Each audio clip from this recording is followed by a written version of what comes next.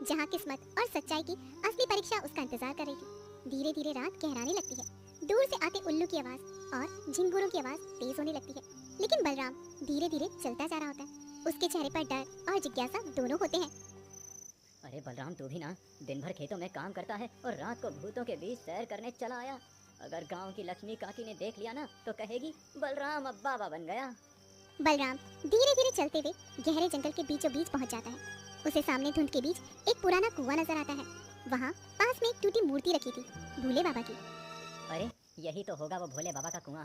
हाय राम, ये जगह तो सच में कुछ अलग लग रही है। भोले बाबा, अगर आप सच में यहाँ हैं ना तो सुन लीजिए। मैं ज़्यादा नहीं मांगता, बस इतना चाहता हूँ कि मेरे घर की हंसी कभी ना रुके, मेरी माँ के चेहरे पर मुस्कान बनी रहे। और हाँ, थोड़ा सा चावल भी रोज़ मिल जाए तो कोई बुरा नहीं लगेगा। अचानक उसे अजीब सा एहसास होता है और दूर से किसी के आने की आवाज सुनाई देती है। अरे बाप रे बाप, ये जगह कुछ गड़बड़ है। क्यों मुझे ऐसा लग रहा है जैसे कोई मेरी नज़रों पर नज़र रख रहा है। बचाओ बचाओ! कौन है? कौन कह रहा है ये आवाज़ कहाँ से आ रही है? कहीं कोई भूत तो नहीं? वो चारों ओर देखता है, झाड़ियों और पेड़ों में झांकता है, पर वहाँ पर उसे कोई दिखाई नहीं देता। अरे ये क्या हो रहा है? मेरे जैसे गरीब इंसान के लिए ये जगह बहुत डरावनी है। मैं यहाँ नहीं रह सकता। बलराम अचानक डर के मारे पीछे हटता है और दूर भागने लगता है। और जंगल से बाहर निकलते वक्त रास्ते में उसे दोबारा वही तोता मिलता है। अरे बाप रे बाप, क्या अजीब दिन रहा आज का। अचानक पेड़ पर से किसी के हंसने की आवाज आती है और वही तोता। अरे ओ किसान महाराज, इतनी देर में लौटे? क्या कुएं में चाय पीने रुक गए थे क्या?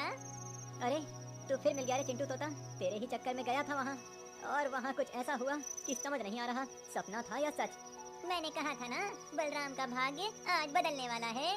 क्या मेरा भाग्य बदलने वाला है? तुझे पता भी है मेरे साथ क्या हुआ? तेरे चक्कर में मैं मरता मरता बचा हूँ। पहले तो इस काली अंधेरी रात में वो भूतिया जैसा कुआं, और चारों तरफ से अजीब सरसराहट और कीड़ों की आवाज, और ऊपर से बचाओ बचाओ ने मेरी हालत ही गंभीर कर दी थी।